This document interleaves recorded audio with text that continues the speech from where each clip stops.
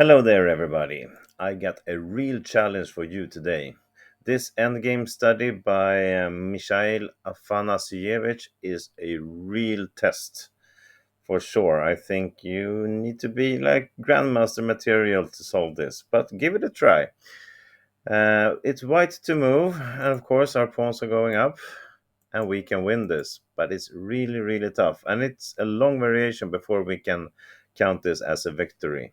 So, pause the video, take your time, and really go through this and see if you can find out how white wins, starting from here and all the way to the end. Go ahead.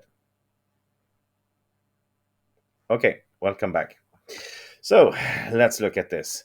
So, what is our plan? Well, the plan is pretty obvious. We want to sacrifice the f pawn, force him to take, and then run our h pawn to promote to a queen. The black king is far away, so he will not be able to stop it in most variations, and that's our plan. But if we execute that right away by playing f5, it's just not enough. Because we run here, but so will he.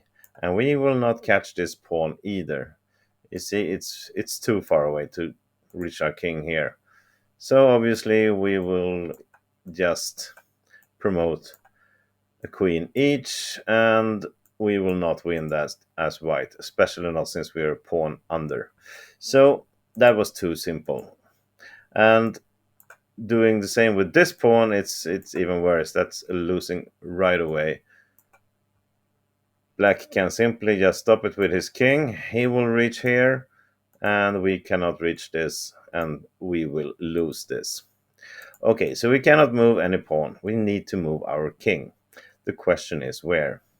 The most obvious move is always wrong, and so is this.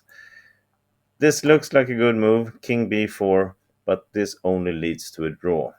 And I will show you why. Because if we go to b4, we will give black the opportunity to play c5 check with the tempo. And then we will move the king again. Black will play king c6. And now we try this variation we talked about. Sacrifice our pawn and then start running. The problem is here that this pawn has reached c5, which means these two pawns with two spare squares between them will actually be able to run down and queen without help of their own king. So let me show you. f4, we run our pawn still, f3, and now we want to stop this, of course, otherwise we will promote at the same time. The problem is here. Black will have this c4 check again with the tempo move, and we cannot take it. Then we cannot reach this pawn. And if we try to go to e3, it will simply run the pawn to c3. And you see where I'm getting at. These two pawns, I cannot stop them both. So either one will go and promote to a queen the same time as we do, and we have a draw. So, starting all over again. King b4 is not right. The key move to start this is king b3. It's the only winning move in the starting position. Let's look at what happened now. If black goes with his king, try to get closer here and stop this, he's still one step too far away. We will play f5. Of course, he cannot run like this. We simply take this pawn, move this, and they will handle their own business. We will calm enough, just go and take this pawn and then win. So after f5, he will take, we will run our pawn, he will run his pawn, and now, of course, if we push this, it's a draw. But since this pawn is blocked, we can very, very patient enough just go with our king, stop this pawn. He will not reach this anyway, so we will win this. Okay. So, black doesn't have to move the king to c5, of course. Same thing happens really if it goes to c7. Uh, we will have the same variation. This pawn will not be able to reach here since this is too far behind. Remember, we didn't give him the chance to push c5 with the tempo. So black cannot move his king here. But of course, he has something else. Instead, he will go to c5. Now let's look at this. I hope you're following this because it's very complex, I know. But you can always pause, think about it, rewind, and look again. So here it comes. Now we cannot place f5 again. He will simply take. We will have the same variation. He will run with this f pawn. Now we have to go towards it. We will push again. We will go towards it again. And now c4 will come. h6 and c3 with a tempo. And there's the tempo again.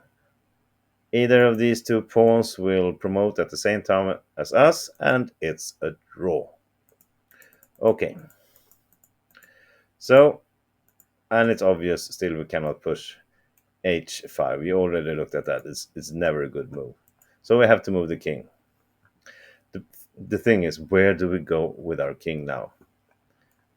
Really, we need to go closer here, so we have three potential moves. Only one is winning. Let's look at king c4 first.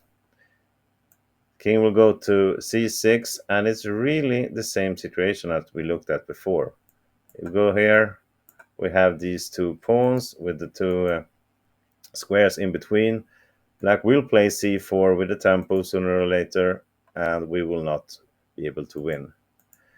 And actually the same thing will happen if we play to c3. It's really the same variation. He will go to c6, and when we push here, let's look at this. What's happening? We can go h6, go. We try to go down to d2. c4 will come.